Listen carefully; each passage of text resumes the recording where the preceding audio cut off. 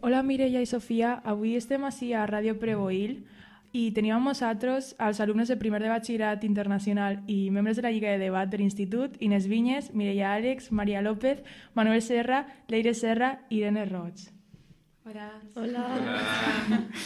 El passat 7 i 9 de febrer van participar a la Lliga del Debat organitzada per la Xarxa Vives d'Universitats, l'Escola Valenciana i la Universitat Politècnica de València.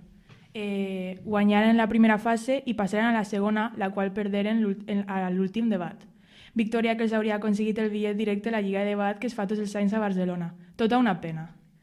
I doncs, digueu-me, com va sorgir aquesta iniciativa i en què consisteix aquesta lliga? Bé, tot va ser gràcies a Amparo. Un dia en la classe de música de cas ens va dir si volíem formar part d'aquest projecte, perquè ja altres anys ho havien fet. I aleshores moltes persones van dir que sí i al final tingueren que treure-ho a sorts. I així va ser. I bàsicament és com una espècie de torneig en el que diferents escoles ens competim entre nosaltres defendent diferents punts de vista i intentem convèncer a un jurat de que bàsicament els nostres arguments són els més forts. I què tema ho vau tractar? Va ser difícil preparar-ho o...? Cada any es proposa un tema diferent. Aquest any era si calien les fronteres entre els països o no i havíem de preparar dues postures, a favor o en contra. No era molt difícil preparar els debats, sí que portava molt treball darrere i hi havia dissabtes que fins i tot anaven a la Casa de la Cultura per a practicar, però sí que és veritat que teníem moltes ganes de fer-ho, aleshores no va ser un treball molt costós. Doncs molt bé, no? Perquè es va veure els resultats finals. Gràcies. I com es sentiu pujats a l'escenari quan estàveu debatint? Estàveu nerviosos? Jo pense que em sentíem com si fórem polítics donant una conferència i jo crec que estàvem més nerviosos abans de pujar a l'escenari i ja quan estaven ahí els nervis se n'anaven i estaven com si fossin a casa donat una conferència als nostres pares. I crec que era una experiència que ens va agradar molt a tots i estar dalt d'un escenari davant de molta gent i exposant els nostres arguments que ens va agradar molt. Doncs molt bé. Ara anem a ficar una cançó que haveu seleccionat, Obriu les portes, de Charango. La música és el batec dels pobles i amb nosaltres portem els seus camins. Obriu totes les portes. Benvinguts al cor de la terra.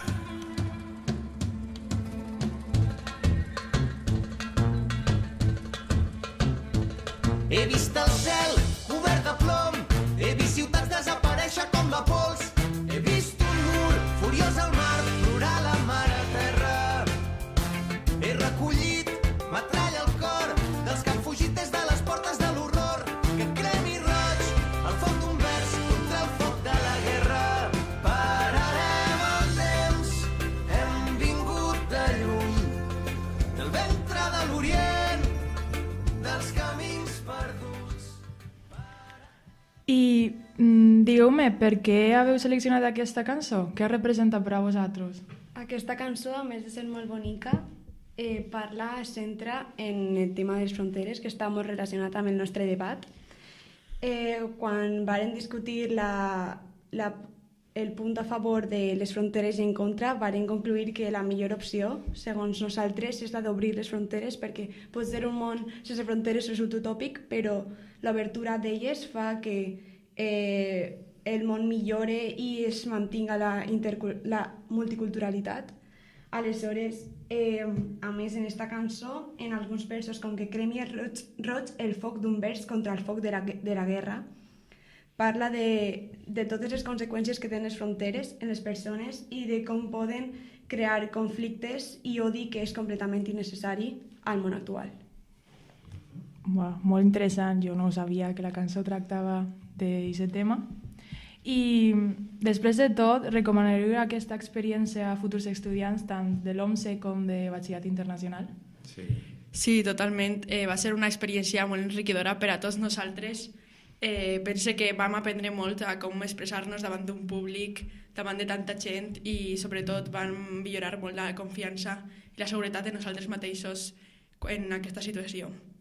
De fet, nosaltres volem tornar a presentar-nos l'any que ve amb la mateixa professora, amb Amparo, i sense cap dubte animem a tots a que es presenten també. Ara anem a escoltar uns fragments del debat que he seleccionat jo mateixa i després els comentem, si voleu. M'anava dient, per exemple, per qüestions d'àrea geogràfica, haurien existir països independents que no haurien de tindre la mateixa legislació o les mateixes lleis, ja que, per exemple, en un país com Costa Rica, quasi sense recursos naturals, és molt diferent a un país ric en petroli com és Venezuela. A més, si ens parem a pensar, actualment, quins són els països més exitosos econòmicament? Són els nòrdics, països com Noruega o Finlàndia. I això és perquè tenen territoris reduïts amb una quantitat més xicoteta de persones. I això fa que l'organització d'elles siga molt fàcil, no, per exemple, en un món sense fronteres. Com a conclusió, podem apreciar com un món sense fronteres, diferent a l'actual, ens fa adonar-nos que és un canvi il·lògic en el nostre món. Leire, tu vas ser la que va dir això al debat, jo vaig veure el debat i tinc que dir que la teua agressivitat a l'escenari és espectacular, només perquè és molt agressiva, però amb propietats i amb el respecte. Amb educació, sí. Jo recorde que el que em va dir la meva professora, Amparo, no?, del debat va ser que com el meu punt fort era aquesta agressivitat, ja que encara que, per exemple, estiguérem defendent el punt en contra d'existir en les fronteres, en contra de les fronteres, és un poc utòpica aquesta posició, no? Ja que és irreal al món actual i mai hi ha existit un món sense fronteres, però recorde com Amparo sempre matisava que la meva seguretat i aquesta agressivitat és el que feia que el nostre debat pareguera més real, no?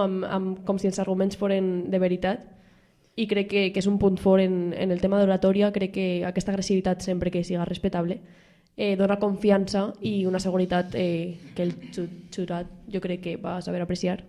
No, sí, ho van fer perquè vas guanyar el premi a la millor oradora. Sí.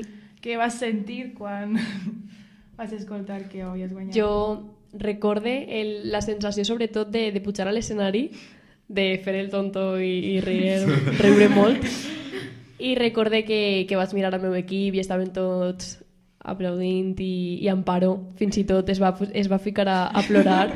Va ser un moment molt emotiu perquè nosaltres teníem un poc d'esperança de guanyar, però jo crec que sabíem que a lo millor no passàvem i tal.